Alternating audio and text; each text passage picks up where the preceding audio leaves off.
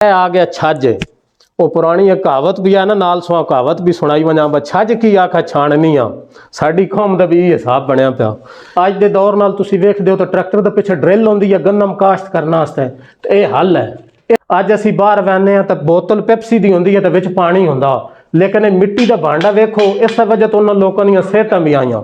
मल उदों निकल वैनिया जलाब भज बढ़दियां ने, कि दुनिया के सिरा च भी मरनियां आईयां। ऐ तक ही नहीं ਇਹ ਨੇ जी चट्टू। ਇਹ ਜਿਹੜਾ जग है कम अज़ कम 100 साल तो उत्ते पुराना जग है। बिस्मिल्लाहिर्रहमानिर्रहीम। नाजरीन, मैं इस वक्त पंजाब की तहसील चौसैदन शाह में मौजूद हूँ।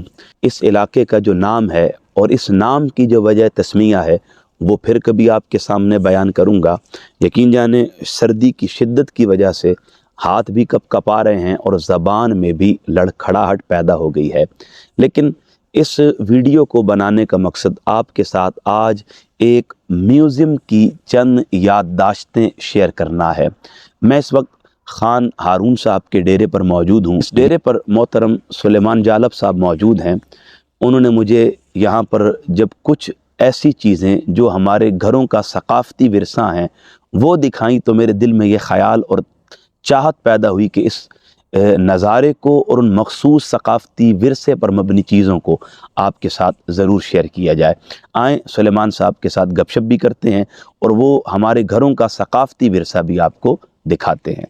नाजरीन, जिद्दत के इस दौर में जहाँ ज़माना तरक्की करता चला जा रहा है, हम अपनी सकाफ़त से उतने ही दूर होते जा रहे हैं।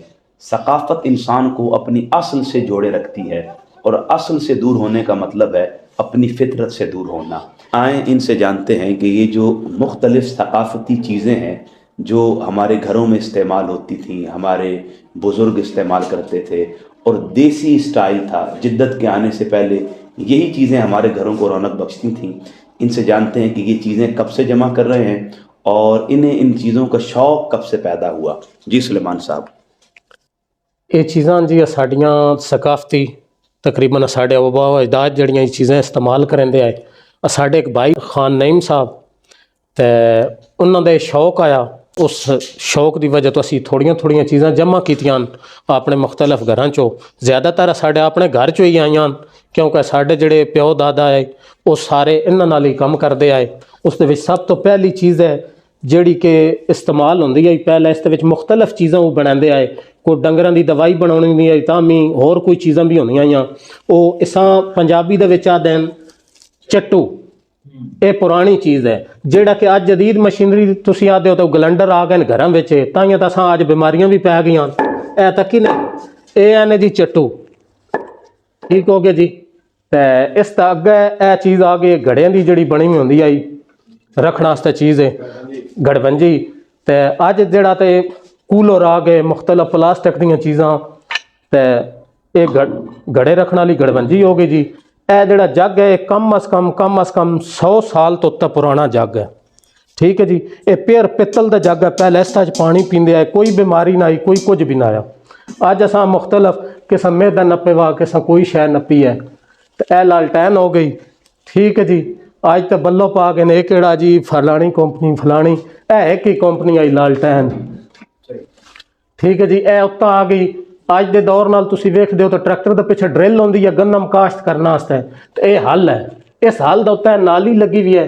इस नाली उत्ते यह चीज़ तुसीं वेखदे हो पे, इस दे उत्ते वो जिहड़ा बंदा होंदा है अगे बैल होंदे है, इस दे उत्ते हाथ रख के उत्तों दाने पैंदा है, यह तलों निकलते है तो फिर नाल अगे नाली फिरदी वहदी आई। तो जिस टाइम कोई आड़ी उन्होंने रुड़ वैनियां पानी नाल या बारिश नाल, तो यह करा पिछे पा के तो फिर उन्हें आड़ियों सीधा करते हैं। ठीक है जी। तो बाकी अगर कोई वाड़ छड़ देनी होंदी आई, जिस तरह अज असी तार कंडेदार बना के दिए, तो वह इस दातर नाल कप करेंदे आए। पुराने जमाने का दातर है, सामी कम अज़ कम 120 साल 110 साल हो गए। ठीक है जी। इस तरह इस नालियां भी तकरीबन इतना 100 साल तो अरसा हो गया।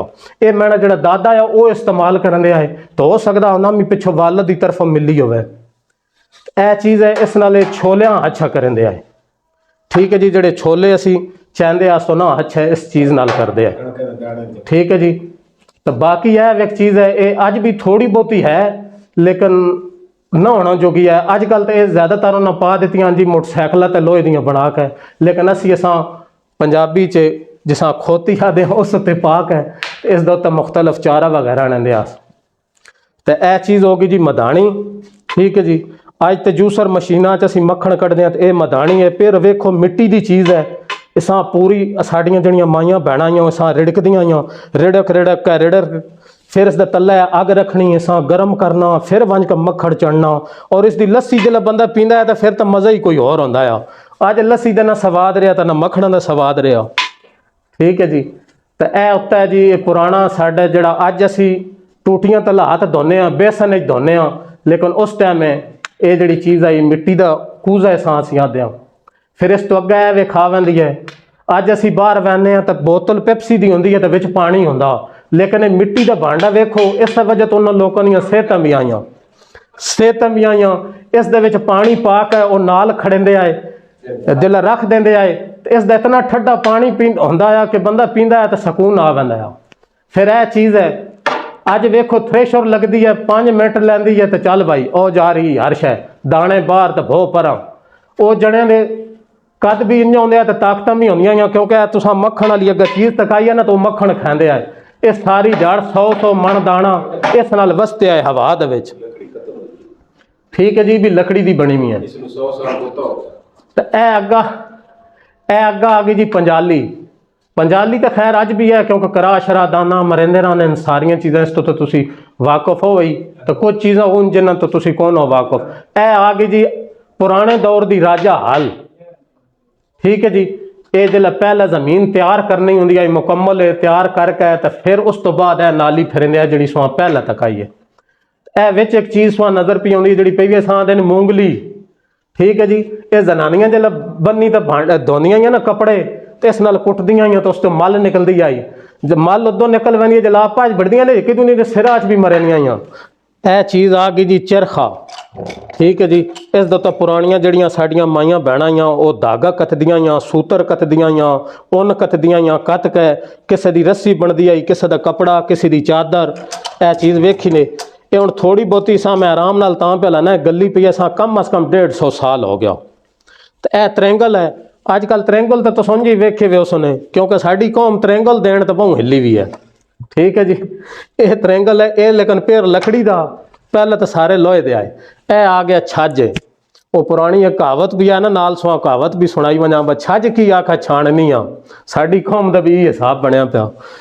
ये छज जी, इस नाल दाने शाने अच्छे करनियां पुरानियां माइयां भैणां। तो यह आ गया जी क्यारे बनाने वाले सांसियां दे जंदरा, ये जंदरे मार देंदा वाकई। यह आ गई चक्की, ठीक है जी। ये चक्की अज तो असीं वहने तो दाने सट्टे तो 10 मिनट बाद चाग दे, लेकिन ये चक्की है पुरानी जिस तो साड़ियाँ माइयां भैणां दाने पीनियां और असीं आटा खांदे, साड़ियाँ सेहतां होंदियां सारा कुछ। यह चीज़ां सारियां जी ये थोड़ा सामने रखने का यह मकसद है कि चलो कुछ पुराने बाबे तके सन, कुछ उन्होंने पोते पोतियां तके सन, तो खुश हो सन कि यार वाकई चीज़ां तो हैं। नाजरीन, ये मुख्तसर सी वीडियो बनाने का मकसद हमारे आबा व अजदाद जो चीज़ें अपने घरों में इस्तेमाल करते थे और अब वो हमारा सकाफ़ती विरसा है, वो आपके साथ शेयर करना था। बहुत सारी चीज़ें यहाँ पर हैं, अक्सरियत ऐसी है जो हमारे घरों में हमारी ख़वातीन और हमारे बुज़ुर्ग इस्तेमाल किया करते थे। यकीनन इनको आपके सामने दिखाने का मकसद इनके साथ जुड़ी हुई याददाश्त को ताज़ा करना था।